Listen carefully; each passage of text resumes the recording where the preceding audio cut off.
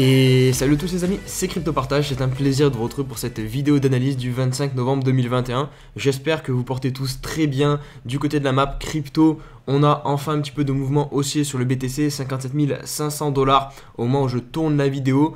Après, voilà, je pense qu'il ne faut pas s'enflammer. Je vais vous expliquer pourquoi tout au long de la vidéo, mais c'est quand même plutôt positif. Du côté de l'Ether, en revanche, on n'arrive pas à suivre la cadence du BTC aujourd'hui, parce que les derniers jours, on était même en train de surperformer du côté d'Ethereum. Là, on est sous les 4300 $. Et pour le reste des altcoins, c'est un petit peu mitigé, hein, ça se voit à la map. On a des cryptos qui vont corriger plutôt fortement, comme Solana ou encore IGLD1. IGLD qui continue sa petite lente descente, 430 $ au moment où je tourne la vidéo. C'était plus ou moins à prévoir, hein, voilà, je l'avais dit, monter comme ça à la verticale, forcément il faut s'exposer ensuite à des corrections. On fera aussi un petit point dessus dans la partie analyse technique. Pour le reste des alts, on a toujours les altcoins liés au métaverse qui sont en train de surperformer. Mana qui n'en finit plus de pump, plus 30%. Chiliz peut-être un petit réveil, plus 17%. Le CRV aussi qui est pas trop mal, plus 20%. Et enfin, je terminerai avec le BAT qui nous a fait plus 22%. Allez, on va débuter en faisant un point sur les options sur le BTC, donc qui vont clôturer le 26 novembre avec le max pain à 58 000 $. Je vous ai dit en intro de vidéo que je pensais pas que le BTC allait forcément reprendre tout de suite sa course vers le haut, puisque je pense qu'on va vraiment rester aux alentours des 58 000 $. Donc là, on est à 57 500, donc on est vraiment tout proche jusqu'à vendredi, puisque ces contrats expirent vendredi. Donc voilà, je vais me baser sur les stats. En général, voilà, à chaque fin de mois, on se rapproche vraiment tout le temps de ce max pain. Là, on y est quasiment, donc je pense pas qu'à un jour près, voilà, on va s'envoler à 62 000, 65 000 $. Non, je pense qu'on devrait rester aux alentours de ce prix de 58 000 $ pour un BTC. On va réussir à avoir un mois de novembre haussier comme c'était plus ou moins prévu. Et d'ailleurs, je reviens rapidement sur ça, hein. Vous voyez, finalement, ça reste que des stats. Le mois de novembre, tout le monde disait qu'il était haussier. Voilà, vous l'avez vu partout, je pense, cette news. Et au final, regardez, pour le moment, ça se passe pas comme prévu. Alors oui, il reste quelques jours, c'est possible, hein. Vous connaissez la volatilité sur les crypto-monnaies. On peut très bien venir clôturer au-dessus même de 70 000 $, hein, c'est clairement possible. Mais bon, pour le moment, on va se baser sur les faits actuels. On est sous les 61 500 $ qui permettraient une clôture haussière sur le mois de novembre. Donc pour le moment, vous voyez bien que les stats, des fois, il faut quand même s'en méfier. Il ne faut pas se baser uniquement sur ça.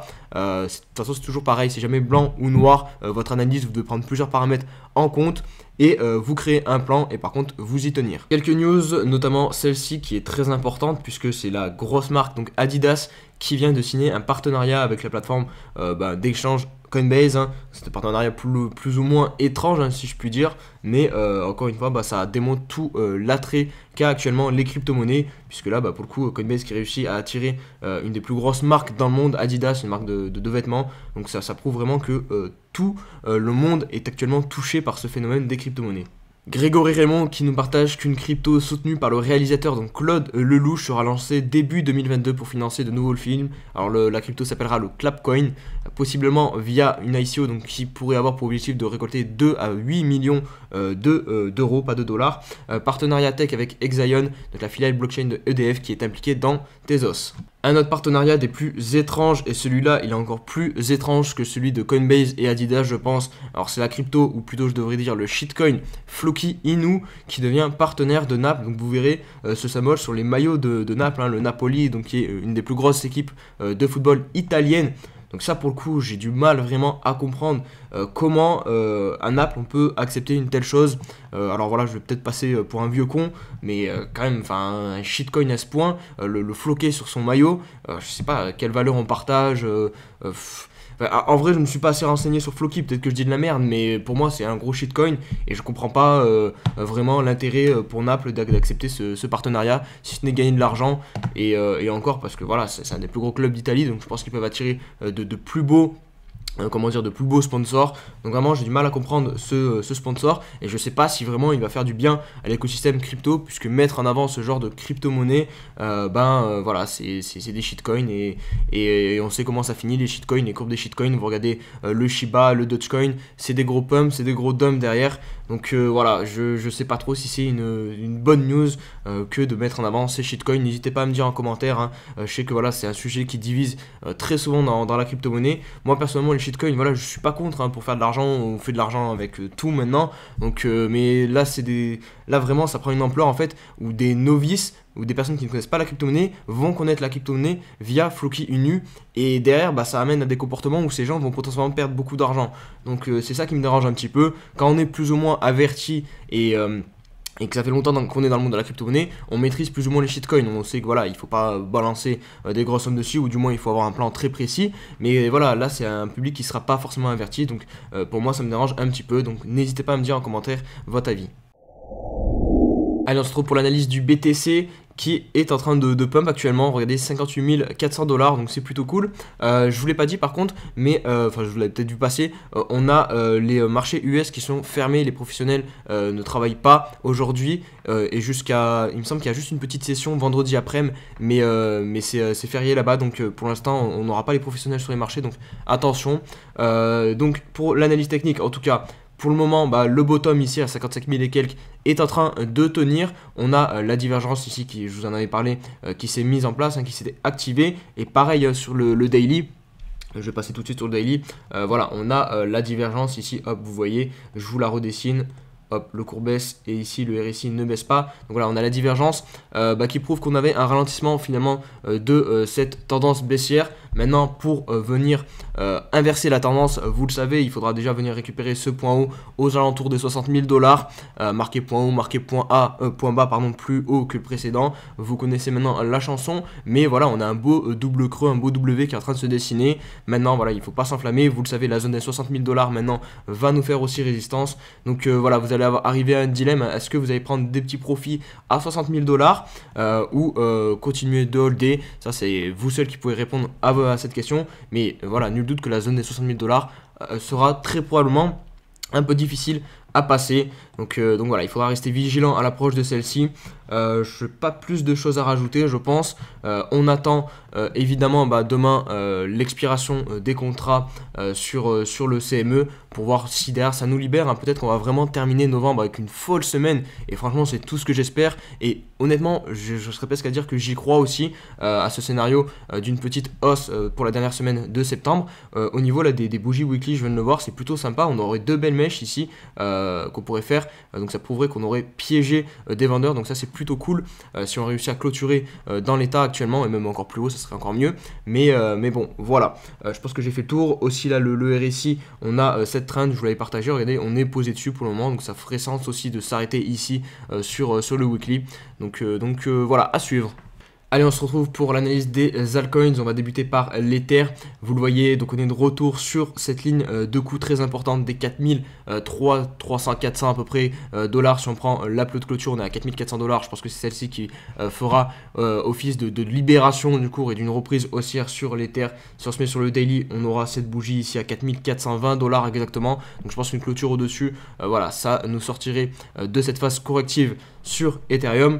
Du côté d'IGLD, en revanche, voilà, on a pour le moment trouvé un top ici à 550 $. Vous le voyez, cette bougie ici qui est annonciatrice d'un top. En général, quand on a une grosse mèche comme ça, c'est pas très beau signe tout en haut en plus. Donc pour l'instant, on corrige sur le 4 heures. Je vais me mettre sur le 1 heure si vous voulez pour bien que vous constatez finalement qu'on est bien en tendance baissière. Maintenant, les points sont de plus en plus bas. Hop. Donc maintenant, il va falloir attendre quoi? Que le cours se stabilise, vienne marquer des creux, que ça diverge un peu sur le RSI, voilà, qu'on inverse la tendance. Et pour le moment, c'est pas du tout le cas. On imprime des plus bas, de plus en plus bas à chaque fois. Les moyennes mobiles, vous le voyez ici, se sont inversées. La bleue est passée sous la rouge. Donc ça aussi, c'est signe du tendance baissière. Donc pour le moment, sur le jeton de l'IGLD, on corrige. On pourrait plus ou moins voir en fait au final une correction dans un canal descendant ou dans un drapeau ou enfin bref une figure en tout cas qui en général se résout de façon haussière. C'est fort probable parce que la tendance de base est haussière sur l'IGLD. Maintenant vu qu'on est monté sans très peu consolider, on peut descendre encore bien plus bas. Donc je vais vous mettre un petit niveau Fibonacci. Si on devait prendre uniquement cette montée, on pourrait revenir, je dirais, sur le niveau des 400 $ qui pourrait faire office de support, plus prix psychologique. Mais sinon, on a clairement toute cette zone, vous voyez ici, qui est en bleu, de range, où on pourrait venir se poser sur le haut, donc aux alentours des 330 $. C'est un seuil possible de retour pour l'IGLD. Et je rajoutais aussi le graphique contre le BTC qui pourrait devenir bien dégueulasse sur IGLD si on clôture sous cette trend, enfin cette oblique ici. Et en plus de ça qu'on fait du coup une bougie comme ça avec une grosse mèche, ça serait assez dégueulasse Pareil sur les récits, vous le voyez, on arrive sur une oblique qu'on a travaillé une fois, deux fois, trois fois, et la quatrième fois, ça pourrait aussi nous servir de résistance. Donc attention, j'aimerais pas voir IGLD clôturer quelque part par là aux alentours des 0.0066346 Satoshi. Assez rapidement, les cryptos que je vous ai montré hier, puisqu'elles sont toutes en train de breakout, vous l'avez vu, Alice, hop, on sort de cette grosse consolidation, 26 $, au moment où je tourne la vidéo. Hero, de chez Meta Hero, énorme bougie aussi de breakout. Hier, on était juste ici où j'ai dit voilà, vous pouvez payer et vous positionner ici au niveau du breakout de cette structure de retournement. Et là, on est en train de bien pousser aussi aujourd'hui, quasiment de retour à l'ATH aux alentours de 0,17 $ pour Meta Hero. Et enfin, TLM, c'est la même histoire. On est aussi en train de break aujourd'hui. Regardez toute cette phase de consolidation. On casse à la hausse. Donc vraiment, les tokens du métaverse sont vraiment chaud bouillants en ce moment. Qu'est-ce que je voulais rajouter? Oui, je voulais rajouter aussi, parce que j'ai eu quelqu'un en commentaire qui m'a dit ouais, du coup t'as dit que au niveau d'Alice c'était intéressant de se placer ici, du coup je me suis placé, il faut que je vende à combien? Là vraiment mon ami, tu fais fausse route. Je ne suis pas conseiller en investissement ni conseiller financier, enfin appelez-le comme vous voulez. Là ce que je vous partage c'est juste des probabilités. Même pas des probabilités, je vous parle de faits en fait. Ici, on est bien en train de casser une résistance d'une grosse zone de consolidation. Du coup, je vous partage le fait et derrière, c'est à vous de voir si vous pouvez l'inscrire dans une stratégie propre à vous. C'est à vous de créer votre stratégie. Je rentre là, je TP là, mais c'est pas moi qui vais vous dire vous achetez ici tant de la crypto, vous vendez ici tant de la crypto. Non, je suis pas conseiller financier, j'ai pas les diplômes pour. Moi, c'est juste un divertissement et des informations que je vous partage. Et derrière, vraiment, c'est à vous de travailler votre plan et d'agir en conséquence. Enfin, je terminerai par le bloc qu'on parle assez souvent sur la chaîne et notamment sur le Discord. D'ailleurs, n'hésitez pas à rejoindre le Discord puisque là, pour le coup, aussi, je vous ai dit que toute cette zone ici était très intéressante entre les 0,07 et les 0,09. C'est d'ailleurs ici que je me suis placé en majorité sur le bloc. Et là, on a un magnifique retournement de tendance aussi. Vous voyez le double creux ascendant. Hop, on break la ligne de coup. On vient faire le pullback. Là, vraiment, c'est un cas d'école qui s'est passé sur le bloc. Très, très propre. Et là, on est bientôt de retour à la TH. Donc, il est situé à 0,17 $. On est aux alentours des 0,14 pour le bloc. Et on va terminer la vidéo comme d'hab par la petite question de l'abonné. Aujourd'hui, question de Bourish Anan. Dédicace à toi, tu commentes très souvent les vidéos, ça me fait super plaisir. Donc tu me demandes d'analyser le projet ADA Cardano, c'est le moment de rentrer. Donc je vais te montrer du coup la courbe d'ADA Cardano. Cardano d'ailleurs qui a eu une petite bad news si je puis dire. Je ne l'ai pas partagé en vidéo, mais ADA Cardano a été délisté de la plateforme eToro à cause de problèmes réglementaires. Je n'ai pas trop compris. Mais bon, en tout cas, délistage de eToro. Après eToro, c'est pas une très bonne plateforme, donc on s'en fout peut-être un petit peu. Mais en tout cas, pour ce qui est de l'analyse technique sur ADA Cardano, je vais pas te mentir, c'est un peu dégueu ce que j'ai à l'écran. En fait, on est en correction depuis le top, donc à environ 3 $. On avait ce triangle descendant que tu constates, on a cassé à la baisse. En plus, on est vers le pullback. Donc en théorie, si je te mets un peu l'objectif de ce triangle, hop, je le reporte ici, on aurait un retour aux alentours des 1,20 $ à la louche. Et qu'est-ce que tu vois dans cette zone-ci? Donc on a une grosse zone ici de consolidation avec la résistance qui était située à 1,50 $, donc aussi approche. Donc peut-être qu'on va venir marquer le retournement de la tendance baissière qu'on a entamé maintenant ici sur le daily depuis les 3 $ sur ce niveau, donc à 1,50 $.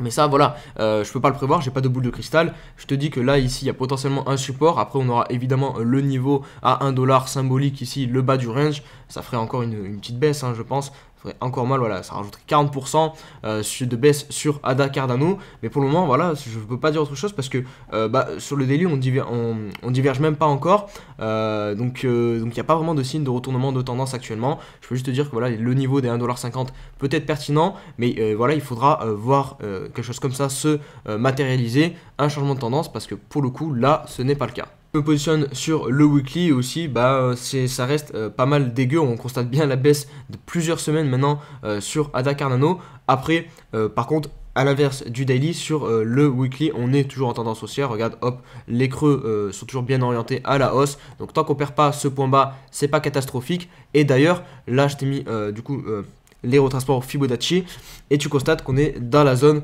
de rechargement. Donc potentiellement, on va réussir à marquer un bottom ici, mais pour le moment, ce n'est pas le cas. Voilà, je t'ai montré le daily. Donc tant que sur le daily, on n'a pas des W ou une consolidation qui se met en place, rentrer, ça reste quand même un petit peu risqué. Les amis, j'espère que la vidéo vous a plu. Si c'est le cas, n'hésitez pas vraiment à mettre un petit pouce bleu et on se dit à demain pour une nouvelle vidéo. Allez, ciao ciao.